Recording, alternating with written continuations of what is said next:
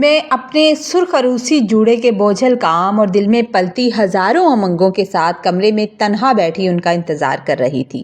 جیسے ہی دروازہ کھلا میری دھڑکنیں تیز ہوئیں، لیکن سامنے سے آتے ہوئے شاویز کے قدموں میں وہ وقار نہیں بلکہ عجیب سی لڑکھڑاہٹ تھی۔ وہ میرے پاس آ کر بیٹھے تو ان کا سانس بری طرح پھول رہا تھا اور چہرہ زرد پڑ چکا تھا۔ انہوں نے نکاہت سے میرا ہاتھ تھاما اور لرزتی ہوئی آواز میں کہا، روحا، میری طبیعت بہت بگڑ رہی ہے۔ اور پھر بڑی بے چینی سے اپنی شیروانی کے بٹن کھولنے لگے اور مجھے کچھ سمجھ نہ آیا کہ میں کیا کروں۔ لیکن ابھی وہ شیروانی اتار کر الگ کر ہی پائے تھے کہ اچانک ان کا جسم اکڑا اور وہ تڑپ کر فرش پر جا گرے۔ ان کے منہ سے نکلتے ہوئے جھاگ کو دیکھ کر میرے پیروں تلے زمین نکل گئی۔ میرا سارا بناؤ سنگھار اور وہ خواب لمحوں میں کرچی کرچی ہو گئے۔ میں بدحواس ہو کر ان پر جھکی اور پوری قوت سے چیخنے لگی، خدا کے لیے کوئی آئے، دیکھو تو صحیح میرے شوہر کو کیا ہو گیا ہے۔ میری وہ چیخ شاید میری زندگی کی سب سے کربناک پکار تھی۔ میرا نام روحا ہے اور ہم دو بہنیں تھیں۔ میرا رشتہ میرے تایابا کے بڑے بیٹے شاویز سے طے پایا تھا، جو پیشے کے لحاظ سے ایک نہایت قابل ڈاکٹر اور سلجھے ہوئے انسان تھے۔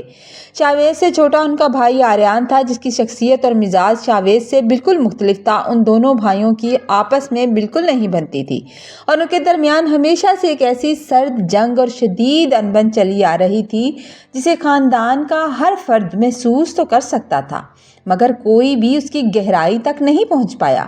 میں جو شاویز کے چچا کی بیٹی تھی، اپنے اس رشتے پر بہت مطمئن تھی کہ ایک نہایت شفیق انسان تھے۔ میرے گھر میں میرے ماں باپ سب اس بات پر خوش تھے کہ میں اس گھر کی بڑی بہو بننے جا رہی ہوں۔ شاویز اپنی بہترین شخصیت اور اعلیٰ اخلاق کی وجہ سے پورے خاندان کی آنکھوں کا تارا تھے۔ ہر کوئی ان کی کامیابیوں اور ان کے ڈاکٹر ہونے پر فخر کرتا تھا۔ میرے تایا ابا، آریان کے ابا، جب بھی آریان کو دیکھتے تو ان کی زبان پر صرف شاویز کی تعریفیں ہوتی تھی۔ وہ اکثر طیش میں آ کر آریان کو ڈانٹ دیتے تھے اور اس سے کہتے تھے کہ کبھی اپنے بھائی کو بھی دیکھ لیا کرو، کچھ سیکھو اس سے، دیکھو وہ کتنا ذمہ دار اور سلجھا ہوا ہے، اور ایک تم ہو جس نے آج تک کوئی ڈھنگ کا کام نہیں کیا۔ ایک دن جب تایا ابا اسی طرح شاویز کی خوبیوں کے قصیدے پڑھ رہے تھے تو آریان کا ضبط جواب دے گیا اور اسے غصہ آ گیا۔ اس نے غصے میں تل ملاتے ہوئے وہاں سے اٹھ جانے کی کوشش کی۔ اسی وقت آریان کی ماں نے اسے پیار سے سمجھاتے ہوئے کہا، بیٹا، تمہارے ابا صحیح تو کہتے ہیں، اگر تم اپنے بھائی کے نقشے قدم پر چلو گے تو سب لوگ تمہاری عزت کریں گے۔ اپنی ماں کے منہ سے بھی وہی پرانی بات اور وہی بیان سن کر آریان مزید چڑچڑا ہو گیا تھا۔ اسے ایسا محسوس ہوتا جیسے اس گھر میں اس کی اپنی کوئی پہچان نہیں ہے، اسے ہر وقت اپنے بڑے بھائی کے سائے میں جینا پڑے گا۔ میری چیخیں سن کر جب میرے کمرے کا دروازہ کھلا تھا تو سب سے پہلے آریان ہی اندر داخل ہوا تھا۔ شاویز کو فرش پر تڑپتا اور ان کے منہ سے نکلتا ہوا جھاگ دیکھ کر اس کے چہرے پر دکھ نہیں آیا تھا، بلکہ ایک عجیب سی سختی تھی، اور وہ فوراً میری طرف پلٹا اور گرجدار آواز میں مجھ پر برس پڑا، بھابھی، یہ آپ نے کیا کیا ہے؟ آپ نے میرے بھائی کے ساتھ ایسا کیا کیا ہے؟ اس کے سنگین الزام نے میرے لہو کو منجمد کر دیا۔ میں لرزتے ہوئے پیچھے ہٹی اور کمرے کی دیوار سے جا لگی۔ میرا پورا جسم کانپ رہا تھا۔ میں نے ہکلاتے ہوئے صفائی دینے کی کوشش کی کہ خدا کی قسم میں نے کچھ نہیں کیا۔ جب وہ کمرے میں آئے تھے تو پہلے ہی نڈھال تھے، لیکن میری بات سننے والا وہاں کوئی نہیں تھا۔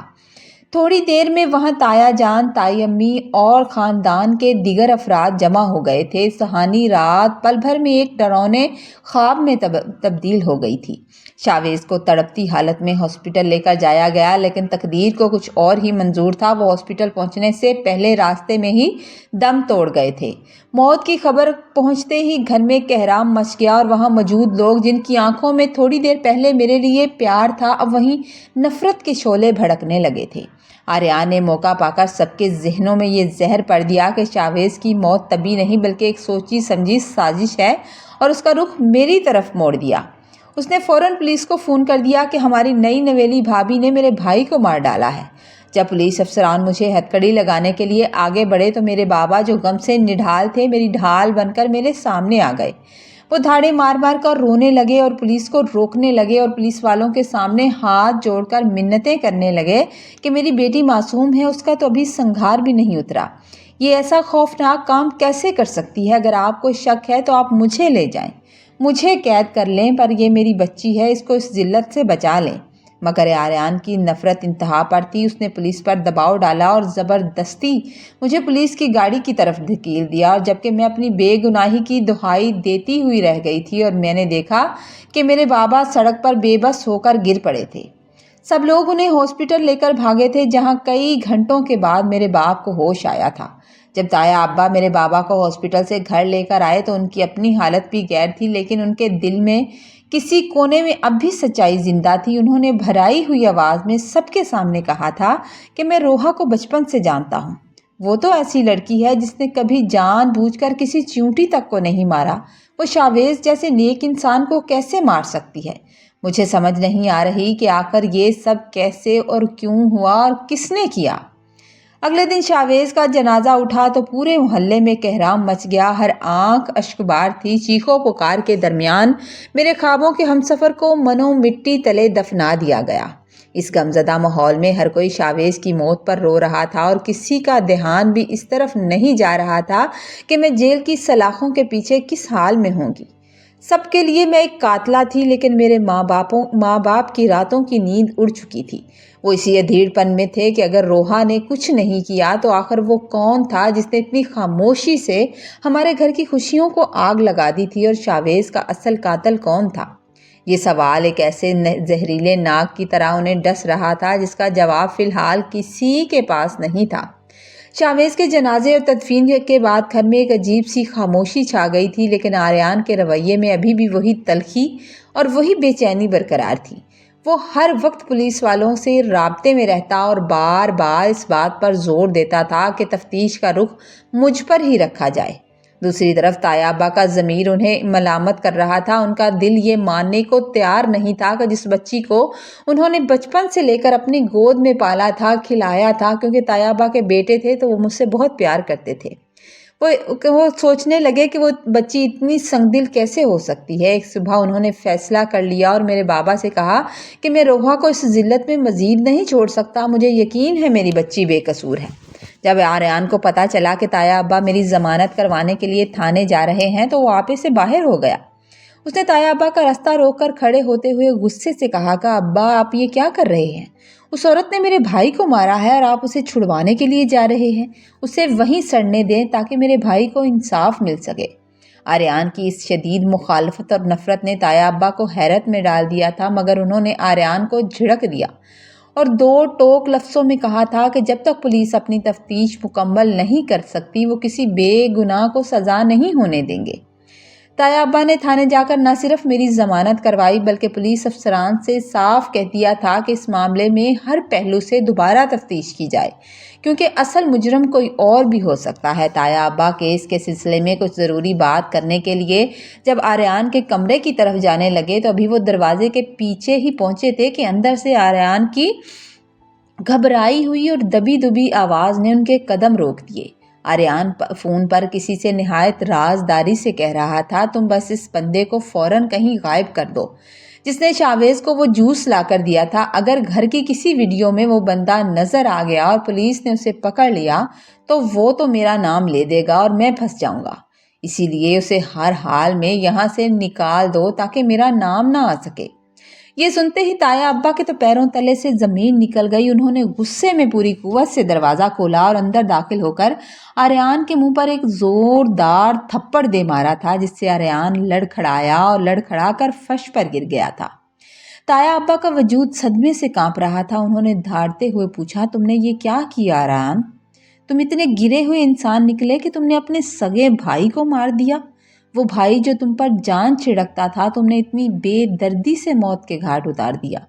आर्यन की आंखों से पहले खामोशी से आंसू बहे और बहकर फर्श पर गिर गए। फिर वो अचानक गुस्से से फट पड़ा और चीख कर बोला, हाँ, मैंने मारा है उसे। मैंने ही शावेज की जान ली है। मुझे भी दुख है कि मेरा भाई था और वो मर गया, लेकिन मुझसे अब मज़ीद ये बर्दाश्त नहीं होता था कि हर वक्त मुझे उसके कदमों की धूल समझा जाए।